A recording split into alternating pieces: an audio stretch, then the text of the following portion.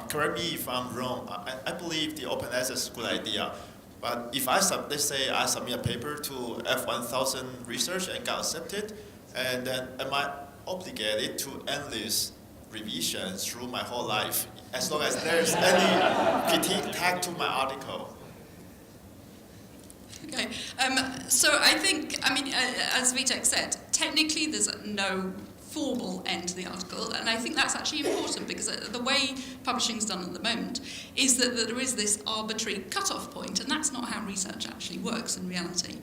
Having said that, I think that practical terms, it's, we haven't seen any examples of the process going on and on, and I think it's unlikely in most instances that would happen. But what it does allow you to do is that there may be articles where it's so far ahead of its time that when it's initially published, people look at it and say, this is a crazy idea. And then later on, people realise, hang on a second, this actually is a really important discovery. And so at that point, you now can, associated with the article itself, not somewhere else where nobody sees that link, you can actually say, hang on, this is a good piece of work. And equally, it works the other way around. I showed the graph of retractions, but there are also places where you have letter of concern. And again, that letter of concern is often published somewhere else and not necessarily linked up.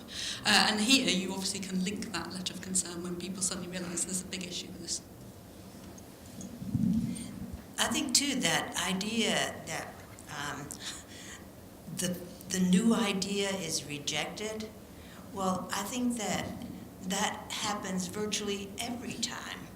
And what is the really good thing is about looking toward the future still is that the old investigator won't believe it today or a year from now, but the new guy who doesn't want to be under the wing of his professor forever, then he will say, I'm going to try it and see. And that's how new ideas are actually born in virtually every case. So having it open, and also one of the nice benefits, if you write the review that said this thing has to be published, then later, if your name's on it, you can say, well, I did foster that idea. So that's a perk.